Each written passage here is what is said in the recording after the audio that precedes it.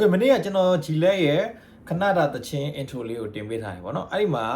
solo လေးပါပြပေးပါဆိုတဲ့လူတွေရှိရပေါ့နော်အဲ့ဒီလူတွေအတွက်ကျွန်တော် solo လေးလွယ်လေးတင်ပေးမှာပေါ့နော်ဒီကောင်ကသူက electric နဲ့ပဲတီးထားတာဖြစ်တယ်အဲ့ဒီခါကျတော့ကျွန်တော်တို့ဘာပဲဖြစ်ဖြစ် hollow လေးနဲ့လူတိုင်းတီးလို့ရအောင်ပြောပြပေးမှာပေါ့နော်ဒီကောင်က solo ကနည်းနည်းရှည်တယ်ပေါ့ရှည်တယ်ဆိုတာကသူကဘယ်နှဘာတောင်လဲဆိုတော့14ဘာတောင်ဖြစ်နေတယ်ပေါ့နော်ပထမ4ဘာတီးရပြီးနောက်ထပ်5ဘာ2ကြော်တီးရပေါ့နော်အဲ့တော့အဲ့ဒီကောင်တော်တော်လေးရှည်တယ်ပေါ့နော်တော်တော်လေးရှည်ပေမဲ့ဒါပေမဲ့ခက်လာဆိုတော့မခက်ပါဘူးလွယ်လွယ်လေးပဲနော်အဲ့တော့ပထမဆုံးနေအပေါ်ကြည့်လိုက်ကျွန်တော် slide ဆွဲတာပေါ့နော် slide ကကျွန်တော်ပြောမှာ9 6ခွန်8ကြိုက်တဲ့နေရာနေစဆွဲပေါ့နော်ကျွန်တော်တို့ကဒီဟာကိုတတ်မှတ်မထားဘူးအဆင်ပြေတဲ့နေရာဆွဲခိုင်းတာကိုယ့်ဘာကိုကြိုက်တယ်လို့ဆွဲဟော4ကနေစဆွဲလိုက်ရတယ်10ကိုရောက်အောင်ဆွဲပေါ့နော်ဒီမှာဒီထောင်ထားတာအများလေးအပေါ်ထောင်ထားတဲ့အတိတ်ပဲအဲ့ဒါ slide up ပေါ့နော်နောက်ကိုအမြင့်ကိုဆွဲသွားတဲ့ပုံစံမျိုးslide down ဆိုတော့အောက်ကိုရှော့သွားတဲ့ဥစ္စာလေးကြတော့ပါလဲဆိုတော့ဒီအမြင့်ကနေပြီးအနှိမ့်ကိုပြန်ဆွဲတာနော်ဒါဆိုရင် slide down slide up ဆိုရင်ကျွန်တော်တို့အနှိမ့်ကနေအမြင့်ကိုဆွဲတာအဲ့တော့ဒီမှာပြတာလဲ slide up ကလေးပေါ့နော်အဲ့ကောင်ဘယ်ကိုဆွဲရမလဲဆိုတော့B ဂျိုးဆိုတော့ E A D G B E အပေါ်နေရေးတဲ့အခါ E A D G B ဖြစ်တဲ့အတွက် B ဂျိုး2ဂျိုးကို10ရောက်အောင်လို့ကျွန်တော်တို့ဆွဲမယ်အဲ့တော့4ကနေဆွဲရင်ရှင်းနေ5ကနေဆွဲကြည့်ပါ6ကနေနေတော်လေးပဲเนาะ6ကနေဆွဲတာတော့အနေတော်ပဲအဲ့တော့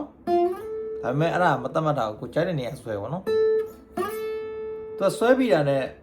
အဲ့10လေးကိုရောက်တာနဲ့သူကနှစ်ချက်ထပ်တီးတာပေါ့အဲ့လိုပြန်ပြီးတော့မှနော်အဲ့လိုမျိုးဆွဲပြီးတာနဲ့စတိုင်းနှစ်ခါတီးလိုက်တယ်နှစ်ခါထပ်တီးလိုက်တာပြီးတော့မှအဲ့10ကနေပြီးတော့မလွတ်သေးဘူး10ကနေ12ကိုပဲဆက်ပြီးဆွဲမှာဆွဲလိုက်တယ်ဆွဲပြီးတာနဲ့ပြီးရင်10ကိုတော့ပြန်တီးတယ်နောက်ကိုပြန်မသွားဘူးနော်သွားမှလည်းတခြားလက်ညှိုးလေးနဲ့ပြီးရင်စနစ်ကိုပြန်တည်တယ်အဲ့ဒါနော်အဲ့ဒါတပါးပြီးပါပြီနော်တပါးပြီးတော့အဲ့တော့ပထမတစ်ပါးဘယ်လိုတည်လဲဆိုတော့ဆွဲတယ်နော်ပြီးတော့စနစ်ကနေ14ကိုဆွဲမယ်နောက်တစ်ပါးကြတော့နော်စနစ်ကနေ14နှစ်ကျိုးစနစ်14ကိုဆက်ဆွဲပြီးတော့မှ14ကိုနောက်တစ်ကြော့ထပ်တီးပြီးတော့မှအဲ14စနစ်30ပြီးနောက်30ကိုထပ်တီးရယ်ပြီးရင်3ကျိုးG ကျိုး3ကျိုးG ကျိုးကိုကျွန်တော်တို့ဘာလုပ်လဲဆိုတော့17ကိုသွားတီးရယ်နော်အဲ့တော့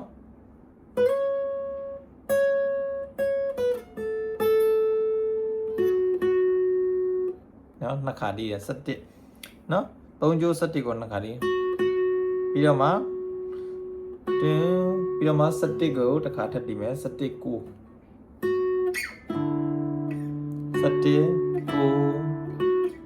ကြားတယ်လို့ဒီနော်17ကိုပြီးရင်ကို3ကတီးလိုက်တယ်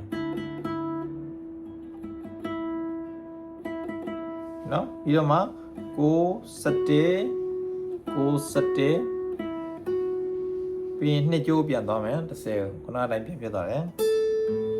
နော်အဲ့တော့ခုနအတိုင်းပဲကိုပထမနဲ့တီးခါကျရင်အတောင်းလေးမှန်တီးပါနော်နော်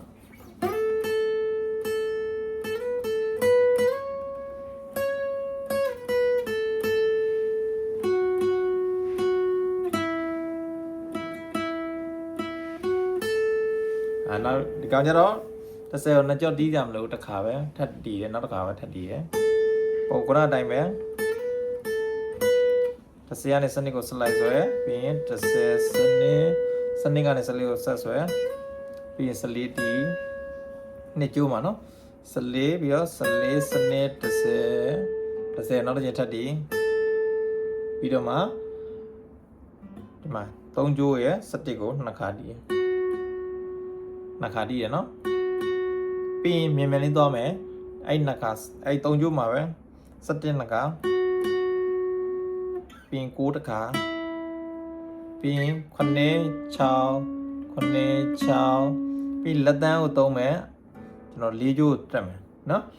လက်တန်းကိုသုံးပြီး4ကျိုးတက်မယ်4ကျိုးရဲ့6ခွန်9ကိုလက်တန်းလေးနဲ့တက်9ကိုလက်ကလေးလေးနဲ့သွားပြီးတော့9ပြန်လာနောက်ပြီးနှစ်ခါတိလိုက်နောက်ပြီးတော့နောက်အဲ့ဒါက5ပါးပြီးတော့တဲ့ခါမှာပထမ4ပါးနဲ့ပေါင်းတဲ့ခါ9ပါးရှိနေပြီအဲ့တော့နောက်ထပ်5ပါးကျတော့ပြန်စားတဲ့ခါကျတော့အဲ့လိုပဲ30ကို slide ပြန်ဆွဲမယ်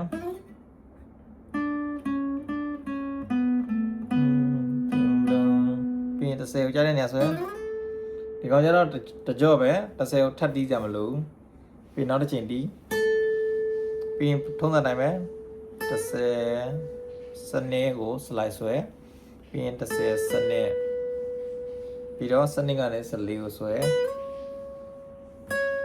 ပြီးတော့14စနေ30အဲ့တော့2ကျိုးပြန်သွားတာနော်ပြီးတော့မှ3ကျိုးကျွန်တော်တို့17ခွက်ကိုကျွန်တော်တို့မလုပ်လဲဆိုတော့အဲ့လိုနှစ်ကြော်တီးတယ်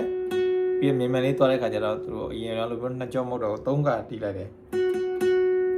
တောင်းပြီးတော့9ကိုတီးတယ်နော်တောင်း3ကဖြစ်သွားတယ်ပြီး9တစ်ခါတီးတယ်ခုနအတိုင်းပဲခွန်ချောင်းအဲ့တော့4ကျိုး9ခွန်ပြီးရင်အဲ့နောက်ဆုံးမှာကျတော့3ကတီးတယ်9 4ကျိုး9ကိုပြီးရင်ဒီကောင်ကျတော့ကျွန်တော်တို့ hollow guitar ဖြစ်တဲ့အတန်းပြက်သွားတယ် solid ကျတော့မပြတ်ဘူးမပြတ်တဲ့ခါကျဆွဲသွားတယ် slide ဆွဲလိုက်တယ်ဟိုထိပ်တီဆွဲသွားလိုက်တယ်အဲ့တန်နေပါနော်ပြီးတဲ့ခါကျရင် A မှာချလိုက်ခေါ်ချလိုက်ပြီးတော့မှဒီဆိုင်တော့ပြရတယ် E ပြီးတာနဲ့ခေါ်ရပြန်ဝင်မယ်နော် okay လော်လိုက်လေးပဲ